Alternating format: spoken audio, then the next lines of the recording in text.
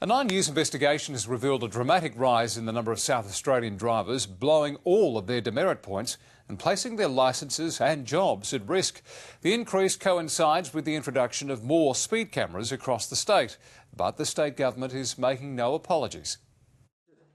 Modbury man Robert Jameson has been a professional driver for 40 years and he admits that he's had his fair share of speeding fines. You're on the road a lot more, so the chance of getting pinged is far greater. But it's been over the past 5 years, as the number of speed cameras doubled in South Australia, that the 68-year-old has driven himself into serious trouble with 5 separate speeding offences. I will have 14 demerit points, which means I'll lose my licence and my job.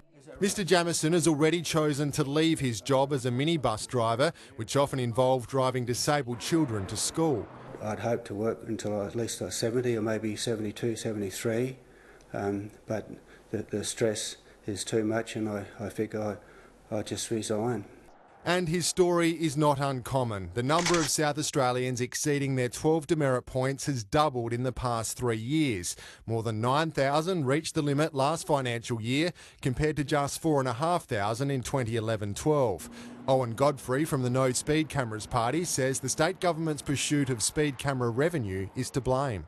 It's a disgusting, thuggish attitude. When people lose their licences, they quite often will lose their jobs, their businesses, their homes, their families. But the Road Safety Minister says offending drivers only have themselves to blame. All I can say is to people, don't speed, obey the speed limits, they're there for a purpose. And the records show that the vast majority of us are doing the right thing on our roads. In fact, 60% of South Australian drivers have gone the past 3 years without putting a single demerit point to their name.